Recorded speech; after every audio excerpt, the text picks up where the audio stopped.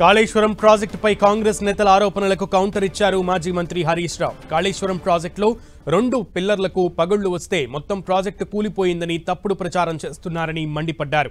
Project నిర్మాణం, project ప్రయోజనాలపై power point presentation ఇచ్చారు హరీష్ రావు. అసలు కాళేశ్వరం ప్రాజెక్టు ఖర్చుపై కూడా క్లారిటీ ఇచ్చారు. ఇదే సమయంలో కాంగ్రెస్ హయాంలో నిర్మించిన ప్రాజెక్టుల లోటుపాట్లను ఎత్తిచూపారు హరీష్ రావు.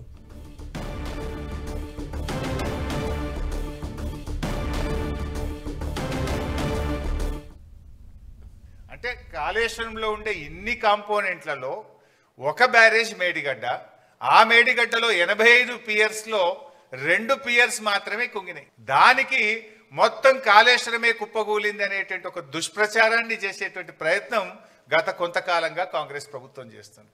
అంటే ఈ 100 కాంపోనెంట్స్ అన్నీ కూడా ఇంటాక్ట్ ఉన్నాయి, అన్ని పియర్స్ మిగతా బ్యారేజీల్లో ఇంటాక్ట్ ఉన్నాయి. అండ్ కాళేశ్వరంలో బ్లాక్ వైజ్ కట్టాం మనం.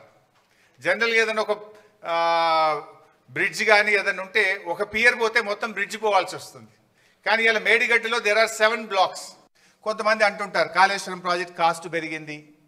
అంతకుముందు వాళ్ళు పెట్టిన ప్రాణహిత చేవెళ్లలో 141 కాదు, కేవలం 11 టీఎంసీల సామర్థ్యం మాత్రమే ఉండేది.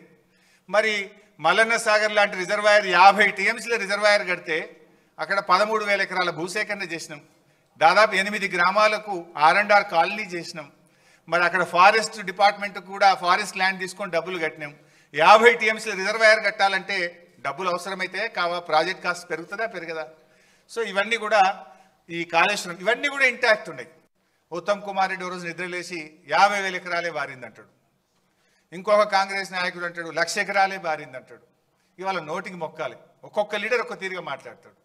మొత్తంగా కాళేశ్వరం ప్రాజెక్టు ద్వారా 20,33,572 ఎకరాలకు సాగునీరు అందింది.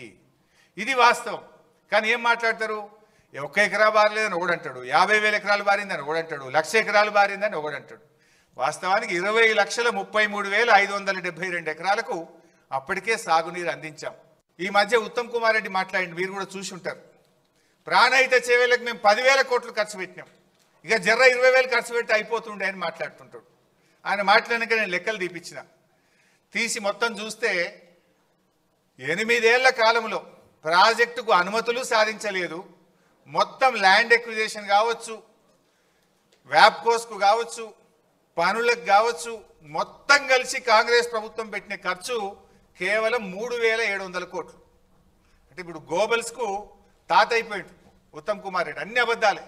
10,000 కోట్లు ప్రాణహిత మీద ఖర్చు పెట్టినా అన్నాడు. వాస్తవానికి 8 ఏళ్లలో ప్రాణహిత చేవెళ్ల మీద కాంగ్రెస్ ఖర్చు పెట్టింది 3,700 కోట్లు మాత్రమే.